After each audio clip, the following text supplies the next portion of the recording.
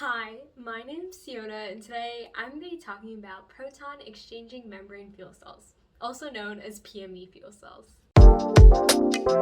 Now, PME fuel cells are a type of hydrogen fuel cell, which is basically a device that turns the chemical potential energy stored in the bonds of hydrogen into electrical energy. What makes PME fuel cells unique is actually hinted in this big fancy name that this PME fuel cell has, and it's in the membrane.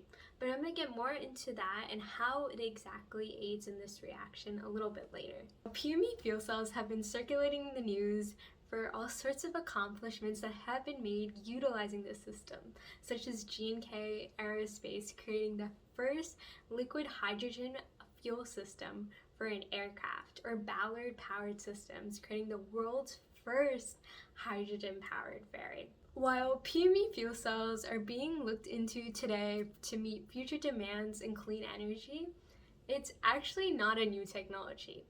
Think 1960s and the space race. PME fuel cells were actually used aboard the Apollo space missions, specifically for water filtration systems and providing electricity to the space shuttle. Now, ever since the 60s, PME fuel cells have been favored across researchers in terms of the hydrogen fuel cell space, and it's been looked into as this green alternative for cars, vehicles, and even buildings and electrification. Now, to get into what exactly makes these fuel cells unique, we have to understand how these work. So let's jump into MatLab. Alrighty, so we're gonna jump into our simulation here to basically explain a little bit of how the PME fuel cell works and how it turns hydrogen and oxygen into electricity and produces the byproduct of water. Let's jump into here. So we start off with our hydrogen source, and that's basically where we're getting our hydrogen from, and our hydrogen is stored as a gas in these pressurized tanks. Now, our hydrogen then flows to the recirculator, and the recirculator kind of hinted in its name as well. Basically, it takes any excess gas that from the previous reaction, and it sends it back towards the anode humidifier and the anode, as well as it takes the hydrogen gas from the hydrogen source and sends that in as well. And then next, we're met up with the anode humidifier. That basically makes sure, regulates the heat and humidity. Both the anode and cathode humidifier regulate the heat and humidity of whatever's passing through. And they make sure that the actual gas meets the certain amount of humidity. So it adds water vapor to increase the kinetic energy of the particles, therefore increasing conductivity. Then our hydrogen goes through these gas channels, and that's similar with like on the oxygen side. The oxygen goes through the cathode humidifier, then goes through the cathode gas channels, which basically distribute it, and we're met with the big membrane electrode assembly. So that's basically our heart of our fuel cell, and that's where the electrochemical reaction is going to occur, and there's several different layers in this membrane electrode assembly that will facilitate for our reaction. So this membrane electrode assembly is basically our fuel stack. And at the outer end of this assembly, we start off with our bipolar plates. And the bipolar plates are basically responsible for separating the individual hydrogen or oxygen molecules from each other, as well as it's responsible for water management. So recycling any excess water, as well as making sure that the membrane doesn't get oversaturated. Then the next layer that follows is the gas diffusion layer. So this layer is responsible for distributing our gases over the active area of the membrane, or over the active area of the catalyst layer, which brings me to the catalyst layer. So that's basically is responsible for the electrochemical reaction. So think when you're drinking a cup of coffee and you get that jolt, that's exactly what the catalyst layer is going to be doing. And this catalyst layer is responsible for splitting up the protons and electrons of the hydrogen molecule, which brings us to anode and cathode, where the electrons are no longer going to be able to go down this path that the protons have been going with the electrons before. So basically the electrons are going to be held back at this anode, which is like negatively charged, and they're not going to be able to pass. But these protons are going to be going down the membrane or the electrolyte, which is what makes these PME fuel cells special, as they're known as solid polymer membrane, which is completely different, and it's not really used in other fuel cells, and it's just a type of membrane that is used. So basically, going back to our protons and electrons, our protons are going to be able to fly through the membrane. Basically, our membrane is protons only. Our protons are going to go straight to the cathode, but the electrons are going to be held back, and they're going to be forced to go through this circuit, and that flow of electrons is basically electricity. So it provides electricity for our system, and the electrons eventually do meet up with the protons at the cathode.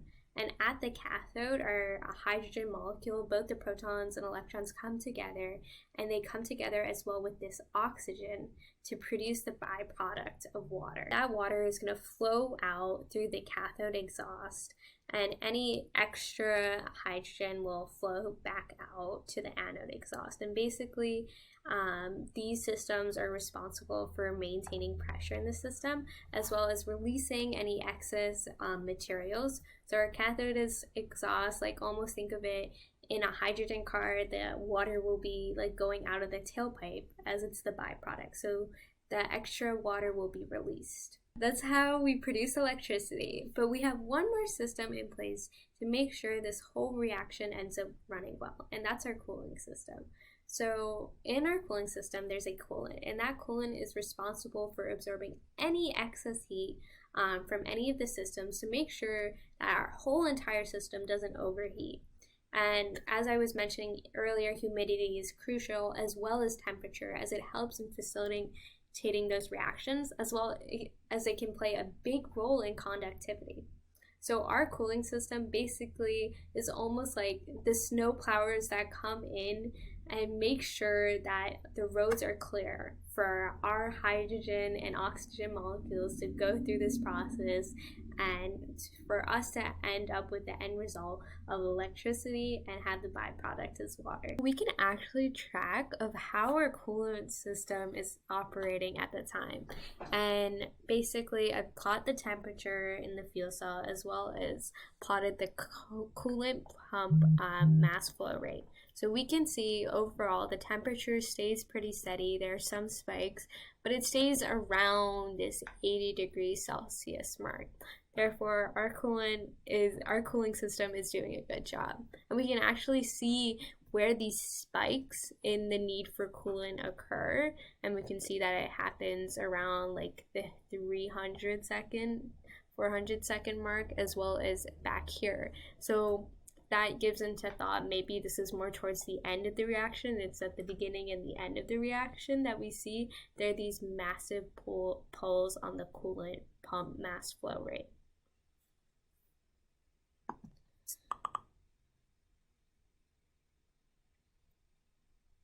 Now, another thing that we were able to track in our fuel cell simulation is the actual fuel cell IV curve. So this is also known as the polarization curve, which can tell us the performance of our PME fuel cell.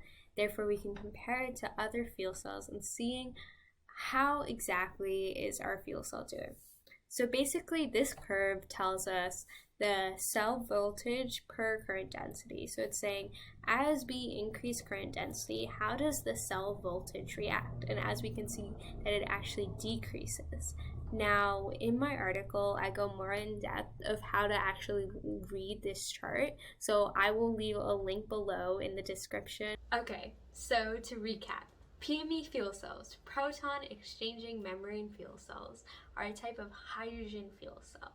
And what makes PME fuel cells unique is the membrane that it uses. So hinted by its name, PME fuel cells use a solid polymer membrane, which basically assists in that transfer for the protons to go from the anode to the cathode. As the protons are changing from the anode to the cathode, the electrons are held at the anode to flow through this circuit, and that flow of electrons is electricity. So PME fuel cells are one of the leading hydrogen fuel cells out there, but there is some drawbacks, and one of them being cost.